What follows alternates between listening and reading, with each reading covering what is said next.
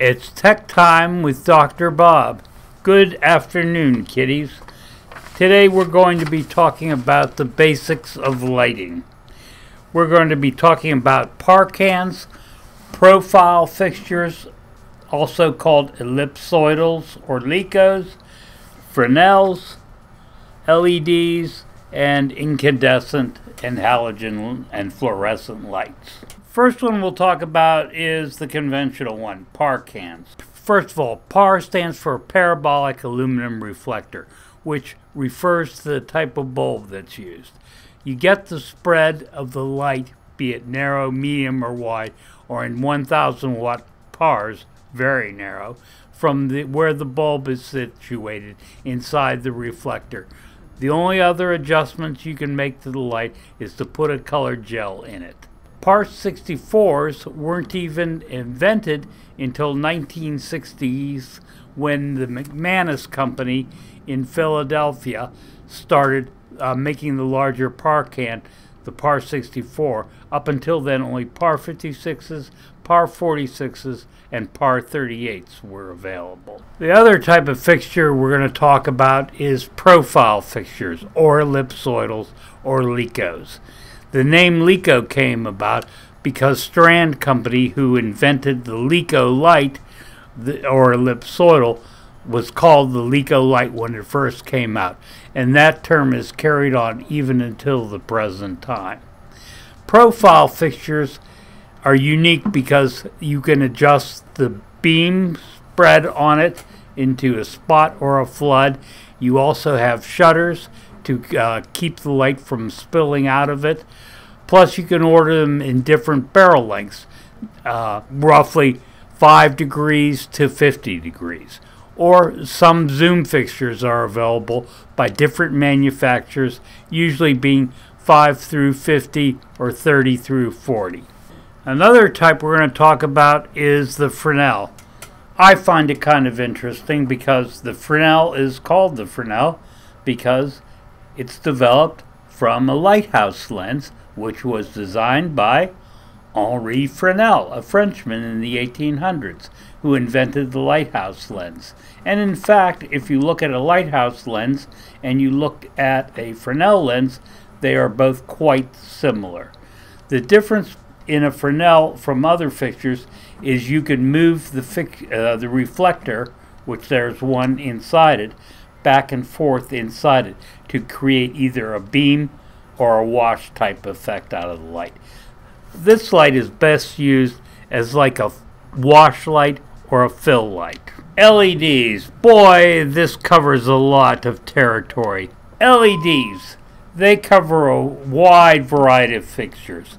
And LED PARs is just usually referring to the physical size of the parkan, not true parkans. Other types of fixtures that are used are incandescent, halogen, and fluorescent. Usually these are used in specific fixture applications. And as far as what kind of fixture is used for what kind of purpose, a parkan is quite a generic type of fixture. Can be used for wash, key lighting, which is lighting a person up directly, or fill lighting. A Fresnel is primarily a fill lighting fixture.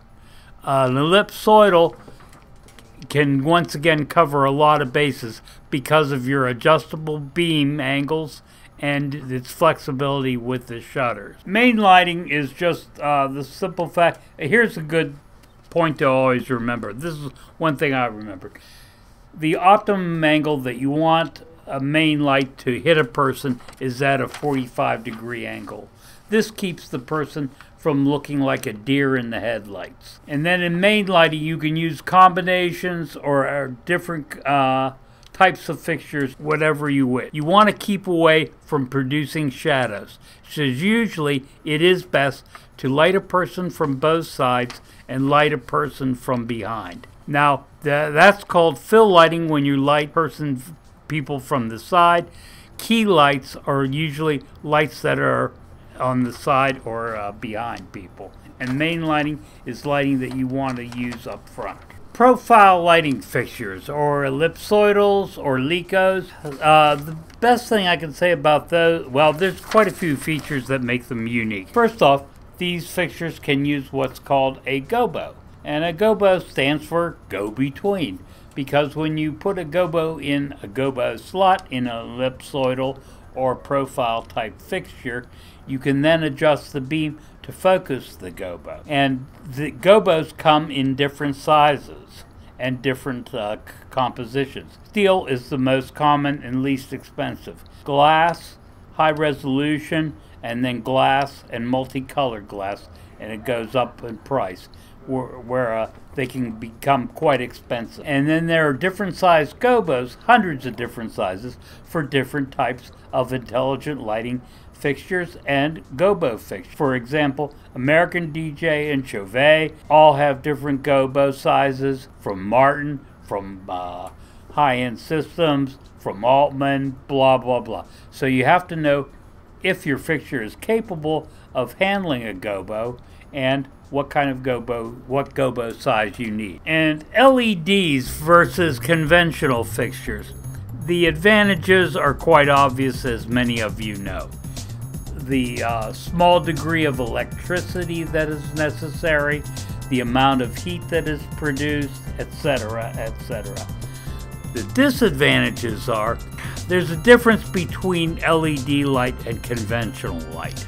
Because a blue from an LED is different from a blue from an incandescent. Why? Because the blues have different wavelengths. You'll notice that a blue, it's hard on an LED to get a deep saturated blue. Not so hard on an incandescent, but it's very hard to get it out there with any degree of intensity.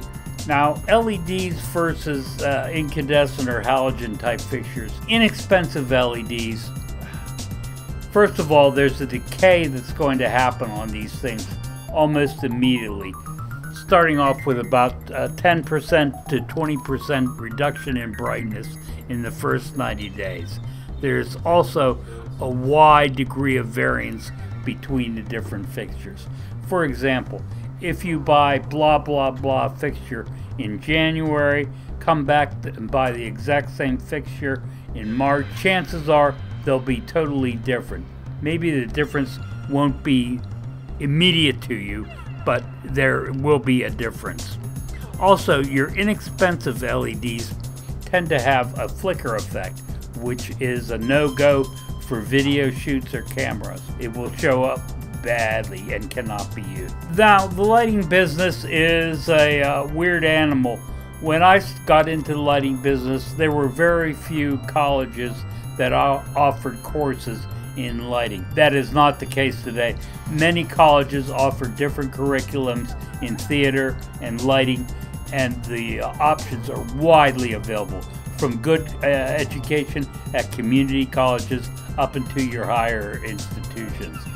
I grew up in the lighting business by operating on the seat of the pants. Just take it out on the road, use it, and find out how it works. Also, I want to point out that if you want to get into the lighting business, this is a tremendous opportunity for minority people.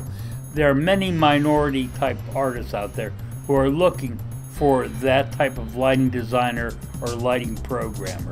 So become familiar, learn how to program a computer lighting board, and the options are wide and very various. You might have to beat your heads up, work yourself to death in long hours, but the rewards will be good for you. So I'm told I'm supposed to end this segment with something enlightening. So here's something enlightening. I want you guys out there to tell me why the hell this microphone is white orb and it has the name blue on it. I'm baffled by this. This upsets me, and I don't like to be upset. Any other lighting questions? Info me at info.srl@stagerightlighting.com. Thank you. Also, please, I would like you to like and subscribe to our channel. Otherwise, I'll come through this stupid misnamed microphone and cut your hands off.